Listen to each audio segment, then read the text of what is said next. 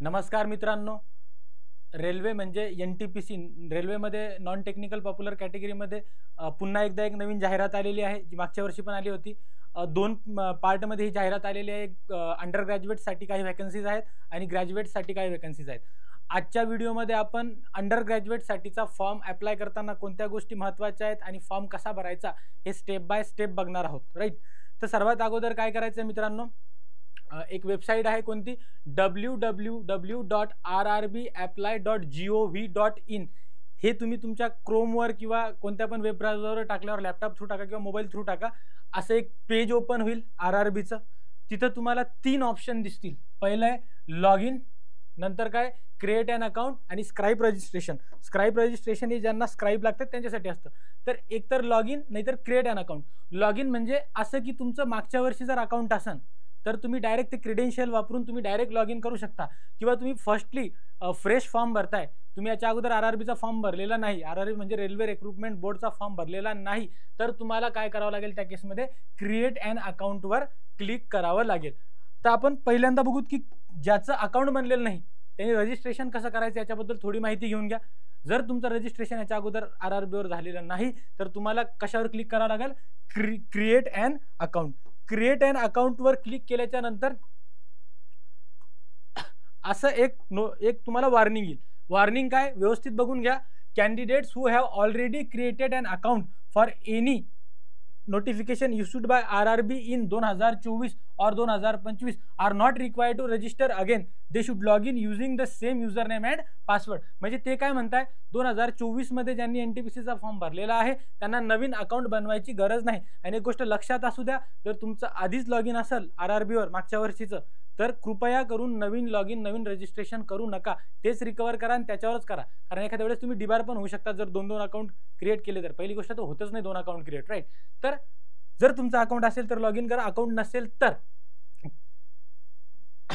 Create माय अकाउंटवर गेल्यावर पुढचं पेज असं ओपन होईल. बघा, पुढचं पेज असं ओपन होईल. आता याच्यामध्ये काय काय भरायचं, मुद्द्याची गोष्ट लक्षात घ्या. रजिस्ट्रेशन करताय, फॉर एक्झाम्पल तुमचं अकाउंट नाही तर कंट्री ऑफ नॅशनॅलिटी तर इंडिया टाकणार इथं. आता पर्सनल इन्फॉर्मेशन साठी एक गोष्ट महत्वाची मित्रांनो, कोणती गोष्ट महत्वाची आहे, 10वीचं जे तुमचं मार्कशीट और सर्टिफिकेट असेल त्याच्यावर जसं तुमचं नाव आहे, जसा तुमचा डाटा आहे, तसाच डाटा तुम्हाला इथं रजिस्ट्रेशन करताना भरायचा आहे. मुद्द्याचं डॉक्युमेंट कोणतं आहे, 10वीचं बोर्ड सर्टिफिकेट किंवा 10वीचं मार्कशीट. इथं बघा, इथं फुल नेम टाकायचं जसं मार्कशीटवर आहे तसंच. इथं ते एकदा कन्फर्म करायचं. आणि एक गोष्ट लक्षात घ्या, तुम्ही स्मॉल टाकले काय कॅपिटल लेटर टाकले काय, इथं कॅपिटल लेटर बाय डिफॉल्ट येतात, राईट? त्याच्यानंतर इथं have you change your name. आता नेम चेंज कोणाच्या केसमध्ये राहतं माहिती का, मुलींच्या केसमध्ये. लग्नानंतर मुली नाव चेंज करतात. मुलांच्या केसमध्ये तर हे नोच येईल. मुलांनी तर नो करायचं, आणि ज्या मुलींनी नेम चेंज केलेला आहे लग्नानंतर त्यांनी तर यस करायचं, राईट? नाव चेंज केलं असेल तर, ठीक आहे. आता मग सर, नेम चेंज साठी कोणतं डॉक्युमेंट अपलोड करावं लागेल, तर नेम चेंज आहे नाही का, गॅझेटमध्ये नेम चेंज होतं त्याचं एक डॉक्युमेंट असतं. ते डॉक्युमेंट इथं जर तुमचं नेम चेंज असेल तर ते तुम्हाला ते डॉक्युमेंट इथं अपलोड करायला लावतील. पण मॅक्सिमम केसमध्ये इथं नोच राहतं, कारण कोणी तेवढं नाव चेंज वगैरे करत नाही, ठीक आहे. मग हे केल्याच्या नंतर याच्यातच पुढच्या स्टेपमध्ये काय राहील बघा. आता इथं जेंडर सिलेक्ट करायचं आहे, इथं कन्फर्म करायचं आहे, रजिस्ट्रेशन बघतो आपण.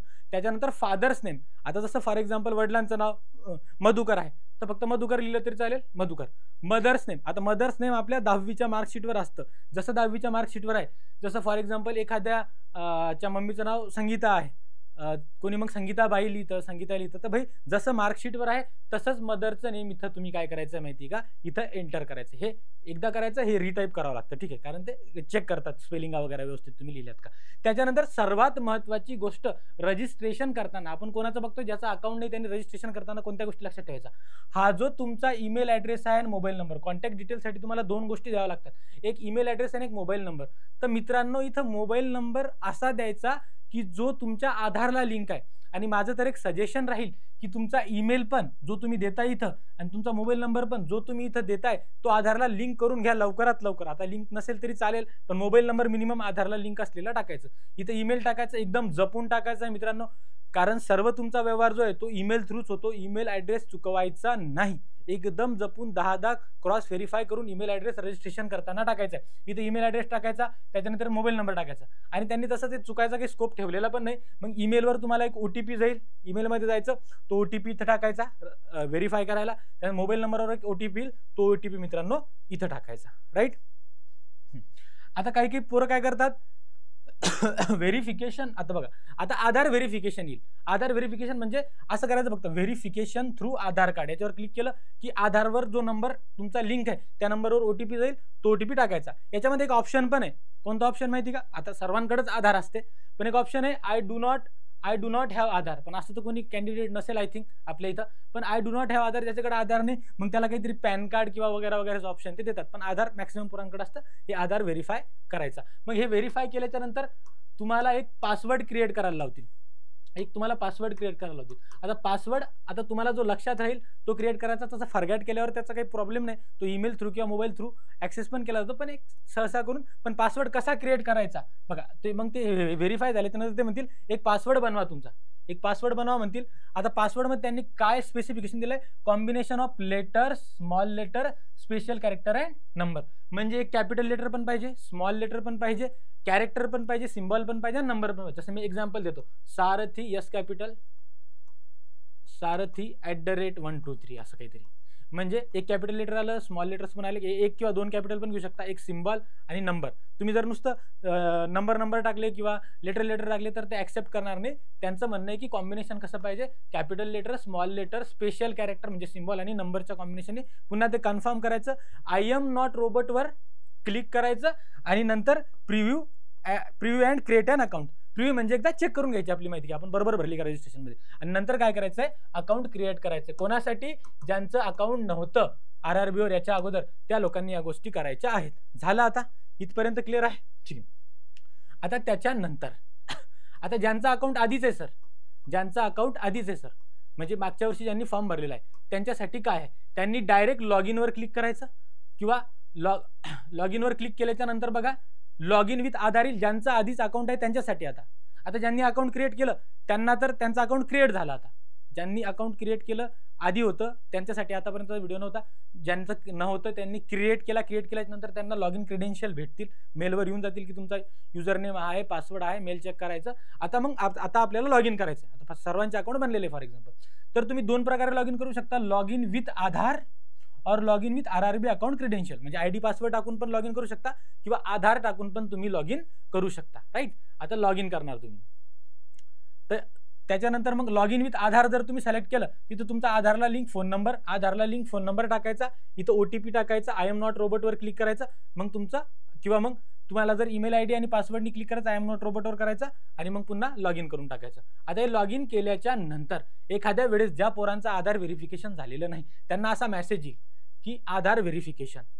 तर काय नाही, तर मोबाईल आधार नंबर किंवा आधार नंबर टाकायचा आणि त्या मोबाईलवर OTP येईल, तो OTP टाकून द्यायचा आणि आधार व्हेरीफाय करून टाकायचं. ज्यांचं व्हेरीफाय नाही झालं त्यांच्यासाठी येईल, ज्यांचा आधार मागच्या वर्षीच व्हेरीफाय झालंय त्यांच्यासाठी हे येणार नाही.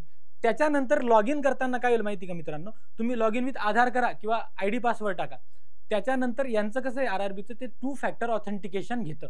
म्हणजे तुम्ही लॉग इन ID आणि पासवर्ड जरी टाकलात तरी ते डायरेक्ट तुम्हाला लॉग इन देणार नाही. तो काय करेल, 2 फॅक्टर ऑथेंटिकेशन घेईल. म्हणजे हा जो कोड आहे, हा जो इथं मी कोड टाकलेला आहे, हा कोड तुमच्या मोबाईलवर येईल, आधारला लिंक, राईट, किंवा ईमेलवर येईल.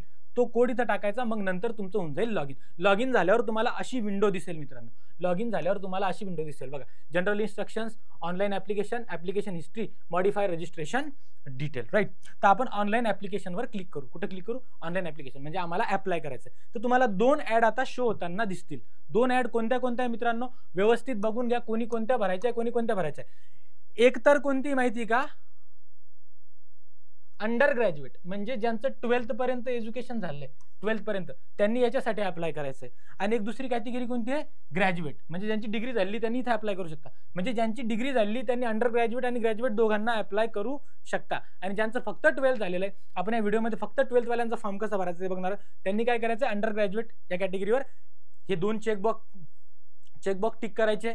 आणि इथं अप्लाय करायचं. पण त्याच्या अगोदर सर्वात महत्त्वाची गोष्ट, सिलेक्ट द RRB. आता फॉर एक्झाम्पल एखादा अंडर ग्रॅज्युएट मुलगा फॉर्म भरतोय, तर इथं पहिलेच ते ऑप्शन देतील select the RRB for which you wish to apply, की कोणत्या RRB थ्रू तुम्ही तुमचा फॉर्म भरू इच्छिता. आता अलग अलग RRB मॅक्सिमम आपल्याकडे मुंबईमधून भरतात, तर हे कसं ठरवायचं सर कोणती RRB चूज करायची? तर मित्रांनो वॅकन्सीज बघायच्या, आपल्या कॅटेगरीला कोणत्या RRB मध्ये जास्त वॅकन्सीज आहे तसं तुम्ही त्याला ऑप्ट करू शकता. तर सर वॅकन्सीज सांगा बरं एकदा कोणत्या RRB मध्ये किती. तर एकदा थोडं वॅकन्सीज बघूत आपण, रफली बघूत, जास्त याच्यावर तर एक स्पेशल व्हिडिओ घेऊन येणार आहे मी, पण रफली बघू की कोणत्या RRB मध्ये किती वॅकन्सीज आहेत. आता असं तर त्याच्या याच्यावर तुम्ही जेव्हा क्लिक कराल ना की सिलेक्ट द RRB, तर असं ऑप्शन येतील. कसे ऑप्शन येतील बघा, असे ऑप्शन येतील. त्याच्यावर क्लिक केल्यावर तुम्ही असे ऑप्शन येतील की तुम्ही अहमदाबादमधून भरताय, अजमेर, बँगलोर, भोपाळ, भुवनेश्वर वगैरे वगैरे, मुंबईवर टिक केलोय मी, ठीक आहे. तर असे ऑप्शन येतील. तर सर हे कसं ठरवायचं की आम्ही कोणत्या RRB मधून भरणार आहोत, हे कसं ठरवायचं? तर थोडं मी तुम्हाला एक आयडिया देतोय की कोणत्या RRB मध्ये किती त्या वॅकन्सीज आहेत. RRB अहमदाबादमध्ये बघा कॅटेगरी वाईज आहे 153 वॅकन्सीज आहेत. असं हे कुठे भेटणार आहे तुम्हाला? हे नोटिफिकेशन मध्ये भेटणार आहे. तर एकदा RRB सिलेक्ट करण्याच्या अगोदर नोटिफिकेशन मध्ये जाऊन RRB wise vacancy, caste wise vacancies तुम्ही बघून घ्या, नंतर तुमची RRB चूज करा. हे तर मी एक चार्ट तुम्हाला उगाच समजावून सांगायला घेतलं की भाई प्रत्येक RRB मध्ये कॅटेगरी वाईज वॅकन्सी. जसं तुम्ही मुंबईचं बघाल तर मुंबई RRB मध्ये 494 अंडर ग्रॅज्युएटच्या वॅकन्सीज आहेत, राईट. आणि त्याच्यामध्ये पण तुम्ही जेव्हा नोटिफिकेशन मध्ये क्लिअर जाल, जसं RRB अहमदाबाद दाखवलेलं आहे मी इथं, त्याच्यामध्ये क्लिअर की कमर्शियल कम कोणत्या पोस्टच्या कोणत्या कॅटेगरीसाठी किती जागा आहेत, हे सर्व डिटेल तुम्हाला RRB चूज करण्याच्या अगोदर नोटिफिकेशन मध्ये तुम्हाला या डिटेल्स बघायच्या आहे. आणि नंतर काळजीपूर्वक, आता दोन गोष्टी याच्यात मॅटर करतात, एक तर वॅकन्सीज किती आहे, दुसरं तर तुम्हाला परवडते काय त्या गावात जाऊन राहणं, या हिशोबाने तुम्ही तुमची RRB तिथं चूज करायची. आता तुम्ही RRB चूज केली, राईट. तर RRB चूज केल्याच्या नंतर असा फॉर्म, नेक्स्ट केल्याच्या नंतर तुमच्या समोर असा फॉर्म तयार होईल. आता हा फॉर्म किती स्टेपमध्ये बघा. पहिले तर तुम्हाला पर्सनल डिटेल भरायचे आहेत, त्याच्यानंतर अदर काही डिटेल मागतील, एज्युकेशनल क्वालिफिकेशन मागतील, प्रोफाईल अपलोड, काही डॉक्युमेंट अपलोड करायला लावतील आणि प्रिफरन्स अँड प्रिव्ह्यू द्यायला लावतील. आता सगळ्यात महत्त्वाची गोष्ट, तुम्ही जेव्हा रजिस्ट्रेशन केलंय तर काही तुमच्या पर्सनल डिटेल इथं ऑलरेडी भरून येतील. म्हणजे फक्त तुम्हाला काय चूज करावं लागेल, country of nationality India choose करायची. इथं इंडिया चूज केल्याच्या नंतर, country of nationality India choose केल्याच्या नंतर काही माहिती तुमची बाय डिफॉल्ट इथं भरून येणार आहे, जी का तुम्ही रजिस्ट्रेशन मध्ये वापरली. म्हणजे ही माहिती पूर्ण भरून येणार आहे, नाव वगैरे, आईचं नाव, पप्पाचं नाव, हे मी ब्लर केलंय. या गोष्टी आधीच तुमच्या भरून येणार. मग तुम्हाला नंतर ते इंडिया चूज केल्याच्या नंतर खाली चूज करावं लागेल मॅरिटल स्टेटस. तर अनमॅरिड असलं तर अनमॅरिड, मॅरिड असलं तर मॅरिड करायचं. त्याच्यानंतर आता इथं मुद्द्याची गोष्ट काय माहिती का, फॉर्म भरताना मित्रांनो रेल्वे काय करते, अलग अलग भाषांमध्ये काय करते, तुमचा पेपर घेते. जसं choice of language of examination, तुम्हाला मराठीतून पेपर द्यायचा तर मराठी लिहू शकता, हिंदीतून द्यायचा हिंदी, इंग्लिशमधून द्यायचा इंग्लिशमधून. तर हे लय मुद्द्याची गोष्ट आहे की RRB तुम्हाला मराठीमधून पण पेपर द्यायचं परमिशन देते. त्याच्यानंतर रिलीजन, ज्याचं हिंदू त्याने हिंदू, ज्याचं मुस्लिम आहे त्याचं मुस्लिम, जे रिलीजन आहे ते रिलीजन. त्यात मदर टंग, आता से मदर टंग भरपूर पोरांना प्रॉब्लेम देते. आता मी उगे हिंदी चूज केलं, मी स्क्रीनशॉट घेतलेलं त्याचे, ठीक आहे. तर माझं काय म्हणणं आहे माहिती आहे का, तू आपली मदर टंग मॅक्सिमम महाराष्ट्रातल्या पोरांची मराठीच राहते. जर तुम्हाला त्याच्यामध्ये कन्फ्युजन असेल तर 10वीच्या तुमच्या TCवर, जेव्हा 10वीतून तुम्ही 11वी जाताना TC काढली तर TCवर मातृभाषा म्हणून लिहिलेलं असतं. तर ते मराठी असलं तर मराठी करायचं, हिंदी असलं तर हिंदी करायचं. त्याच्यानंतर 2 आयडेंटिफिकेशन मार्क तुम्हाला द्यायचे. जसं माझ्या या हातावर इथं तीळ आहे, ठीक आहे. म्हणजे असं 1-2 आयडेंटिफिकेशन मार्क प्रत्येकाला असतात, जे का तुम्हाला 2 आयडेंटिफिकेशन मार्क द्यायचे आहे. जे का आयडेंटिफिकेशन मार्क म्हणजे शरीरावर काहीतरी राहते माणसाच्या, ठीक. ते 2 आयडेंटिफिकेशन मार्क इथं करायचे. त्याच्यानंतर कम्युनिटी सिलेक्ट करायचे, राईट.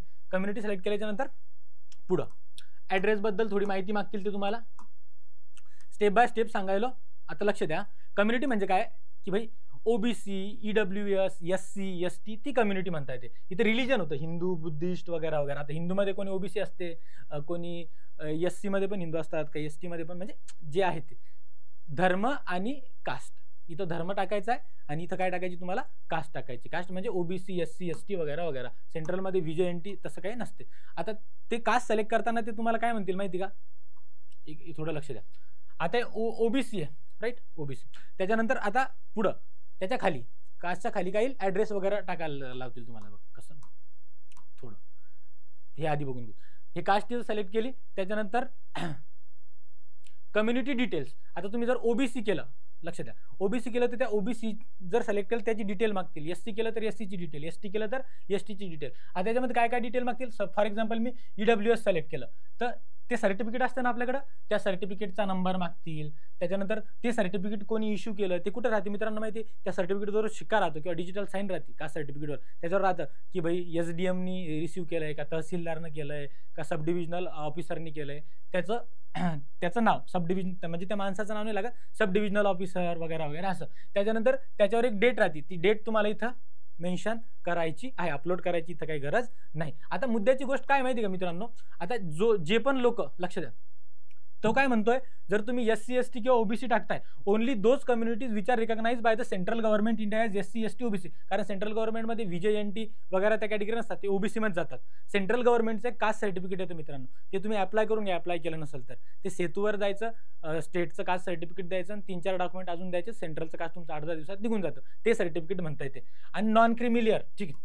त्याच्यानंतर OBC, आता OBC जे कॅन्डिडेट आहे, जर तुम्ही OBC टाकताय तर तुमच्याकडे नॉन क्रिमिलियर सर्टिफिकेट पाहिजे. नॉन क्रिमिलियर सर्टिफिकेटचा अर्थ काय होतो माहिती का मित्रांनो, की तुमचं family income 8 lakh per annum पेक्षा कमी आहे, आणि ते पण कोणत्या डेटचं नॉन क्रिमिलियर पाहिजे. थोडी गोष्ट लक्षात ठेवा, अजून पण टाइम गेलेला नाही, सर्टिफिकेट नॉन क्रिमिलियर काढलेलं नसेल कोणी OBC लोकांनी, तर बघा 1/4/2025 नंतर काढलेलं पाहिजे, म्हणजे या फायनान्शियल इयरमध्ये 1 एप्रिल 2025 नंतरचं, किंवा आता कोणाकडे जर नॉन क्रिमिलियर असेल ते OBC मध्ये येत आहे 1 एप्रिल 2025च्या नंतरचं, तर ते व्हॅलिड आहे, काही प्रॉब्लेम नाही. त्याच्या अगोदरचं असेल तर तुम्हाला काढावं लागेल. किती तारखेच्या आत तुम्हाला काढावं लागेल मग, 27/11/2025, म्हणजे अजूनही तुमच्याकडे नॉन क्रिमिलियर सर्टिफिकेट नसेल, तुम्ही फॉर्म भरून टाका बिंदास, आणि 27/11/2025च्या अगोदर OBC वाले लोक नॉन क्रिमिलियर सर्टिफिकेट काढून टाका. तेवढा वेळ याला लागत नाही, 8 दिवसात येणारा डॉक्युमेंट आहे. 27/11/2025च्या अगोदर जर तुम्ही याच्या अगोदर नाही काढलं तर तुम्ही OBC मधून कन्सिडर केल्या जाणार नाही, जरी तुम्ही फॉर्म भरला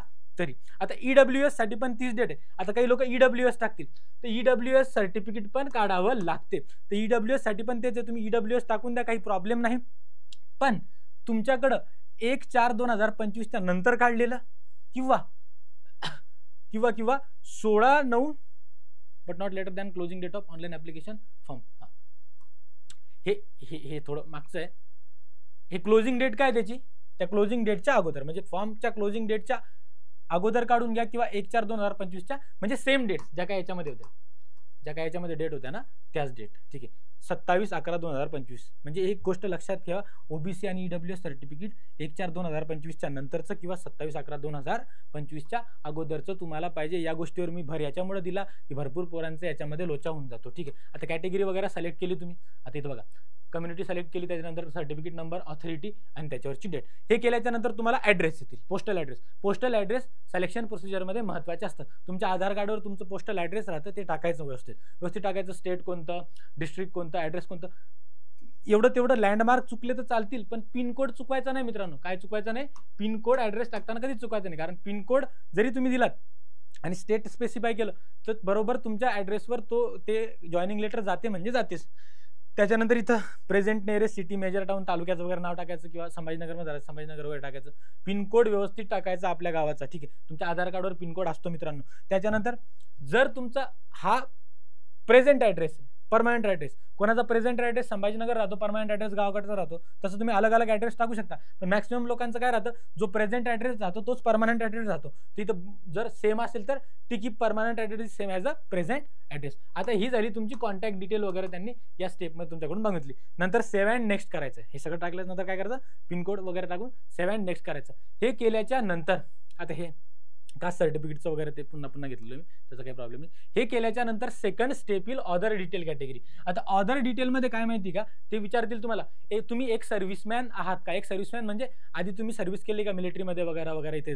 तर मॅक्सिमम पोरांची तर नो होईल, पण ज्यांचं असेल त्यांनी यस केल्याच्या नंतर तिथं ऑप्शन खुलतील की कुठं सर्व्हिस केले, मिलिटरीमध्ये, नेव्हीमध्ये, आर्मीमध्ये वगैरे. पण मॅक्सिमम पोरांची तर काही नो होईल. पर्सन विथ बेंचमार्क डिसॅबिलिटी, म्हणजे तुम्ही अपंग वगैरे आहात काय, ठीक. तर इथं मॅक्सिमम पोरांचं होईल. ज्याचं यस येईल, इथं यस केल्या सर्टिफिकेट नंबर वगैरे तुम्हाला ते टाकायला लावतील. पर्सेंटेज ऑफ डिसॅबिलिटी वगैरे ते टाकायला लावतील. त्याच्यानंतर जर तुम्ही पर्सन विथ बेंचमार्क डिसॅबिलिटी आहात तर तुम्हाला स्क्राईब वगैरे लागतो का, तर ते विचारतील. आता मुद्द्याची गोष्ट काय माहिती का, भरपूर पोरं कुठं कन्फ्यूज होतील. आता इथं एक ते विचारतील तुम्हाला की तुम्ही इकॉनॉमिकली बॅकवर्ड क्लास आहात का, म्हणजे EBC आहात का. आता भरपूर पोरं ईबीसीला ओबीसी सोबत कन्फ्युज होतात.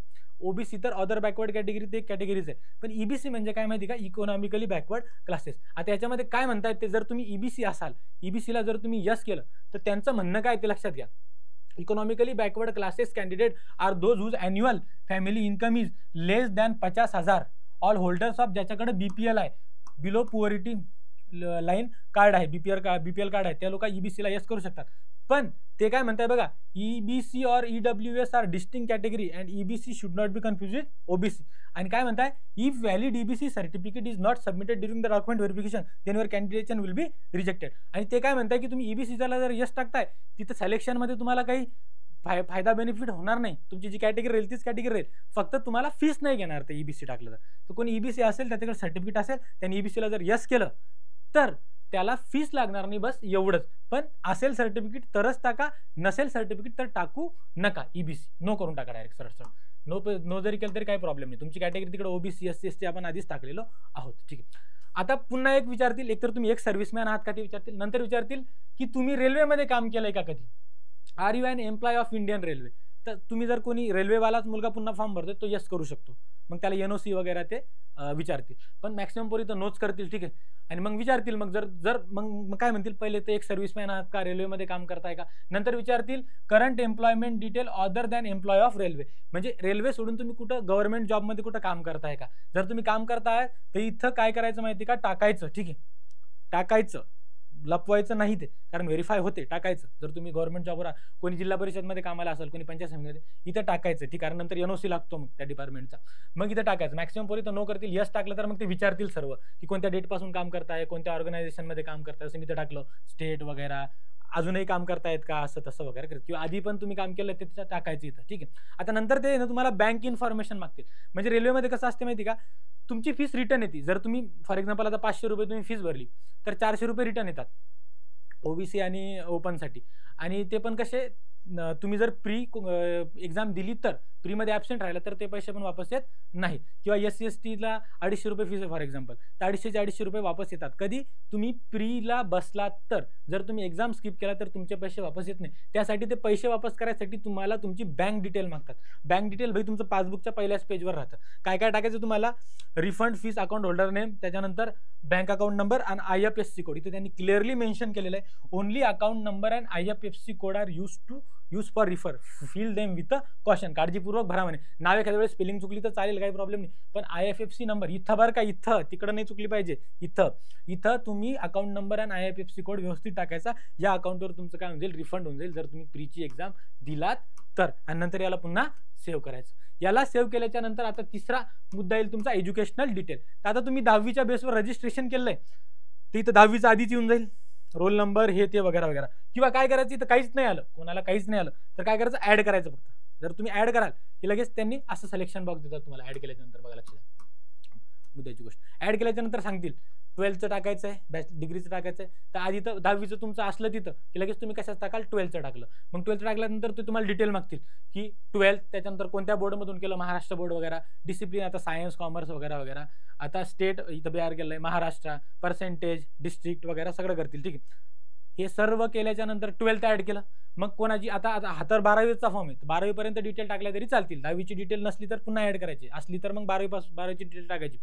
मग तुम्ही 12वीवरच फॉर्म भरताय हा, तर 12वीपर्यंतच डिटेल टाका, काही प्रॉब्लेम नाही. किंवा तुम्ही ग्रॅज्युएशनच्या डिटेल पुन्हा ऍड करा, पुन्हा ऍड केलं, पुन्हा ग्रॅज्युएशन असेल, पुन्हा ऍड केल्यानंतर असेल बॅचलर डिग्री, त्याच्या पण डिटेल पुन्हा अशाच भरायच्या, त्या डिटेल टाकून द्यायच्या. ते केल्याच्या नंतर सर्वात महत्त्वाची गोष्ट काय माहिती का, हे सगळं ऍड होऊन जातं इथं. मग आता 10वी आली, मग खाली 2 12वी येईल, मग डिग्री येईल. तुम्ही 12वी जरी फॉर्म भरताय, डिग्रीपर्यंत डाटा टाकला तरी काही प्रॉब्लेम नाही, भरून टाकायचं, त्याच्यात काही एवढं प्रॉब्लेम नाही. किंवा मग 12वीवरच फॉर्म भरताय आणि 12वीपर्यंतचाच डाटा टाकला, 10वी 12वीचा इनफ आहे. व्यवस्थित काळजीपूर्वक टाकायचं, पण रोल नंबर वगैरे वगैरे, डेट ऑफ पासिंग व्यवस्थित टाकायचं. मार्कशीटवर डेट ऑफ पासिंग असते. याच्यामध्ये काही प्रॉब्लेम आला तुम्ही शेवटी व्हिडिओच्या शेवटी एक नंबर देणार आहे, त्याच्यावर तुम्ही कॉन्टॅक्ट करू शकता. फॉर्म भरताना काही प्रॉब्लेम आला तुम्हाला मदत होऊन जाईल. त्याच्यानंतर हे एज्युकेशनल क्वालिफिकेशन्स एवढंच टाकायचं. सगळ्यात मुद्द्याची गोष्ट इथं या कॉर्नरला असेल बघा, do you have typing proficiency in English Hindi on computer. English Hindi नाही, इंग्लिश और हिंदी, इंग्लिश और हिंदी. तर यस करून टाकायचं, राईट. कारण का बरं माहिती का, आता काही केलं हे करतात, नाही सर मला टायपिंग येत नाही. अरे अजून टाइम आहे ना, एक्झाम 1 महिन्यावर आहे, नाही फॉर्म 1 महिना चालतील, एक्झाम 1-2 महिन्यांनी होईल, 2-3 महिने ते आहेत, अजून तुझं प्री होईल, मेन्स होईल, जवळजवळ 6-7 महिने जातील या प्रोसिजरमध्ये. टायपिंग शिकून घेशील ना मित्रा तू. का बरं माहिती का, इथं जर तुम्ही टायपिंगला नो केलं, तर ज्या पोस्टांमध्ये टायपिंग लागतात क्लरिकल पोस्ट, त्या तुम्हाला ऑप्शन टाकताना ते सजेस्ट करणार नाही. त्याच्यामुळे काळजी घ्यायची. इंग्लिश किंवा हिंदी, तर इंग्लिशमध्येच मॅक्सिमम टाईप करतात, तर इंग्लिश टायपिंग इथं यसच करायचं कंपल्सरी, कारण अजूनही 5-6 महिन्यात टायपिंग कोणाची पण सुधरू शकते. यसच करायचं, नो करायचं नाही चुकून येतं. हे लय मुद्द्याची गोष्ट आहे. काही की लय इमानदारीने करतात की आता मला टायपिंग येत नाही तर मी नो करतो. नो करायचं नाही. इथं काय करायचं, do you have typing proficiency in English और हिंदी, यसच करायचं, यसच. मग हे झाल्याच्या नंतर तुम्हाला अपलोड युअर प्रोफाईल डॉक्युमेंट. आता तुम्हाला इथं सिग्नेचर आणि काय करायचं माहिती का मित्रांनो, अजून एक मुद्द्याची गोष्ट काय माहिती का, आता हे फोटो कसे घ्यायचे सर, सिग्नेचर कसं घ्यायचं, अजून एक मुद्द्याची गोष्ट याच्यामध्ये आहे. जे SC ST कॅटेगरीची मुलं आहेत, त्याचा स्क्रीनशॉट आय थिंक घेतलेला आहे. जे SC ST कॅटेगरीची मुलं आहेत त्यांनी काय करायचं माहिती का, त्यांचा आहे ना ट्रॅव्हल पास पण असते. जर तुम्ही कम्युनिटी SC ST, आता मी इथं कम्युनिटी OBC EWS टाकलो त्याच्यामुळे ते ऑप्शन आलं नव्हतं, SC ST कम्युनिटी टाकली तर तुम्हाला त्याच्यानंतर जेव्हा तुम्ही कम्युनिटी डिटेल टाकता तिथं तुम्हाला एक बॉक्स येईल आणि त्या बॉक्सवर येईल की तुम्हाला फ्री पास पाहिजे का, म्हणजे तुमचं सेंटर जिथं लांब येईल तुम्हाला फ्री पास पाहिजे का. त्या केसमध्ये त्यांनी यस करायचं आहे आणि कास्ट सर्टिफिकेट त्यांना अपलोड करावं लागेल. फक्त SC ST लोकांसाठी आहे ते फ्री जाण्या येण्यासाठी. OBC EWS किंवा URच्या लोकांना ती सुविधा नाही आहे. ठीक आहे, तर बघा लक्ष द्या. मग नंतर हे झाल्याच्या नंतर अपलोड प्रोफाईल डॉक्युमेंट. फॉर्म भरताना काही प्रॉब्लेम आला तर मी आहे, टेन्शन घेऊ नका. आता अपलोड युअर प्रोफाईल डॉक्युमेंट. आता काय काय टाकायचं आहे, फोटो टाकायचा आहे किंवा काय टाकायचं आहे, सिग्नेचर टाकायचं आहे. आता फोटोबद्दल इन्स्ट्रक्शन्स खूप व्यवस्थित लक्षात घ्या. Dress a non white clothing, म्हणजे त्याचं काय म्हणणं आहे माहिती का, की व्हाईट बॅकग्राऊंड ठेवा, म्हणजे फोटोच्या मागं व्हाईट बॅकग्राऊंड ठेवा. तर मग व्हाईट बॅकग्राऊंडवर तुम्ही व्हाईटच ड्रेस घातला तर ते कॉन्ट्रास्ट होत नाही. तर त्यांचं म्हणणं आहे की डू नॉट वेअर, मतलब वेअर करा, घाला कोणतं नॉन व्हाईट ड्रेस घाला. त्याच्यानंतर गुड लाइटिंग पाहिजे फोटो काढताना, ठीक आहे, प्लेन पाहिजे, अनकलर्ड बॅकग्राऊंड पाहिजे, म्हणजे प्लेन बॅकग्राऊंड पाहिजे, ठीक आहे. त्याच्यानंतर make sure entire face is clearly visible, concern with the frame shown. त्यानंतर position directly in front of camera, म्हणजे समोर बघा कॅमेराच्या. हे बेसिक गोष्टी आहेत. याच्यामध्ये मुद्द्याची गोष्ट काय माहिती का, लाईट चांगला असू द्या, व्हाईट बॅकग्राऊंड घ्या, व्हाईट बॅकग्राऊंड असला तो पण प्लेन घ्या, आणि व्हाईट बॅकग्राऊंड आहे तर व्हाईट कपडे घालू नका, म्हणजे कॉन्ट्रास्ट बरोबर होत नाही. बस एवढंच म्हणताय. Do not wear cap, mask, glasses.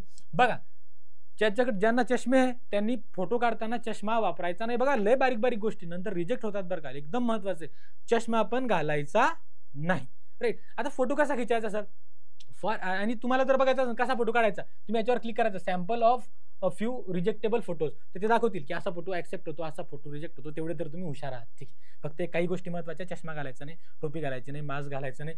त्याच्यानंतर नॉन व्हाईट ड्रेस घालायचा, व्हाईट बॅकग्राऊंड ठेवायचं, प्लेन बॅकग्राऊंड ठेवायचं, लाईट चांगलं ठेवायचं, इनफ. आणि सरळ कॅमेराकडे बघायचं, म्हणजे तुमचे हे 2 कान पण आले पाहिजे, व्यवस्थित आलं पाहिजे. नंतर काही अशी या पोजमध्ये काढता तशी पोज जमणार नाही, ठीक. आता हे झाल्यानंतर सर फोटो खिचायचा कसा आहे, जर तुम्ही लॅपटॉपवर भरताय आणि तुमच्या लॅपटॉपचा कॅमेरा चांगला आहे तर डायरेक्ट थ्रू वेबकॅम भरायचं. बघा इथं आता देतील ऑप्शन, फोटो तुम्हाला खिचताना ते काय म्हणतील हे बघा, कॅप्चर लाईव्ह इमेज. आता लाईव्ह इमेज करायचे, और capture live image from mobile. आता कसं राहते, काही लॅपटॉपचे कॅमेरे तेवढे छान नसतात. जर तुमचा लॅपटॉपचा कॅमेरा छान आहे, वेबकॅम छान आहे, तर डायरेक्ट कॅप्चर लाईव्ह इमेजवर क्लिक केल्यावर डायरेक्ट कॅमेरा चालू होऊन जाईल. तर असा चौकोनी बॉक्स येईल, असा त्याच्यामध्ये व्यवस्थित असं स्वतःला फिट करायचं व्यवस्थित व्हाईट बॅकग्राऊंड ठेवून. पण कोणाच्या लॅपटॉपचा कॅमेरा चांगला नाही तर त्यांनी काय करायचं माहिती का, capture live image from mobile याच्यावर क्लिक केलं की असा बारकोड येईल, असा बारकोड येईल.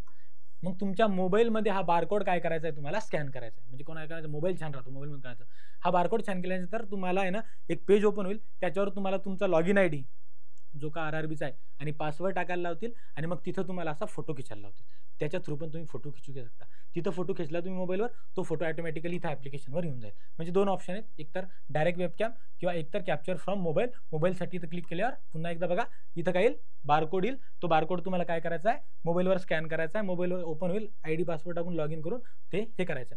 त्याच्यानंतर आता महत्त्वाची गोष्ट, आता एक काही नाही एवढं, sit in a well set area वगैरे वगैरे. You are allowed to capture only 3 times within 5 minutes, म्हणजे 5 मिनिटाच्या स्पॅनमध्ये 3दाच कॅप्चर करायला होतील. म्हणजे फॉर एक्झाम्पल तुम्ही आता ओपन केलं, 3दा कॅप्चर केलं, ते झालं नाही बरोबर, तर 5 मिनिटं परेशान होऊ नका. 5 मिनिटाच्या नंतर अजून 3दा चान्स देतील, 5 मिनिटानंतर अजून 3दा चान्स देतील. आणि एक गोष्ट लक्षात घ्या, एक नियम आहे माहिती का, की आता फोटो तुम्ही काढताय तर असे तुम्ही स्तब्ध आहात आणि ते कॅप्चर करताय, तर असं ब्लिंक डोळे करा, म्हणजे ब्लिंक डोळे केले म्हणजे तो माणूस जिवंत आहे असं राहते आणि लाईव्ह फोटोग्राफ त्याचा कॅप्चर झाला. लाईव्ह फोटोग्राफमध्ये कधी पण या गोष्टी तुम्हाला कोणी सांगणार नाही, डोळे ब्लिंक करायचे अशी बरोबर तो काय करून टाकेल माहिती का, देखो blink naturally 2 to 3 times, wait for the on screen timer to start, do not move until, म्हणजे आता ऑन स्क्रीन टायमर स्टार्ट होईल तिथं मग असं ब्लिंक करत सरळ सरळ बघायचं, ते 0वर जे होईल तो कॅप्चर होऊन जाईल. ठीक आहे, हां असं.